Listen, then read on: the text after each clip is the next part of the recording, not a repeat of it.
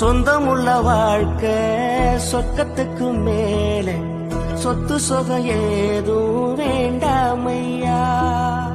சொன்ன கதை இல்ல கேட்ட கதை இல்ல இந்த கதை போல வேறேதையா. ஆயிரையான பலம் அண்ணன் தம்பி சேர்ந்திருந்தா பாசத்தையும் ரோசத்தையும் பந்தி வைக்க முந்தோ. புன்னகைக்கு கண்ணீருக்கும் வேறுபாடு ஏதுமில்ல. ஆனந்தமே வீடு முழுக்க துள்ளி விளையாடு. ஒரு ஆல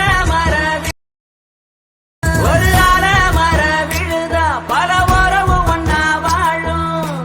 பாத்து நெஞ்சம் பாசத்துல ஊஞ்சலாடுது.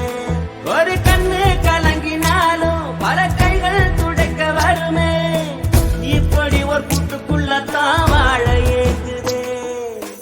சொந்தமுள்ள வாழ்க்கை சொர்க்கத்துக்கு மேலே சொத்து சொகம் ஏதும் வேண்டாமையா. நத்தை கூட்டின் நீர் போதும் எங்களின் தாகம் தீர்த்துக் கொள்வோம். கத்தும் கடலும் கை கட்ட கவிதைகள் போலே வாழ்ந்து வந்தோம்.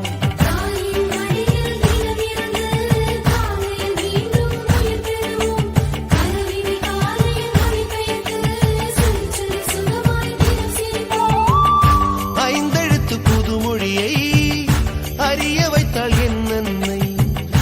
அண்ணன் பறவை கூட்டங்களே பாசத்தின் மொழியை கேளுங்கள். அண்ணன் என்ற சொந்தமே அன்னையானதை பாருங்கள். சிலுவைகளை நீ சுமந்து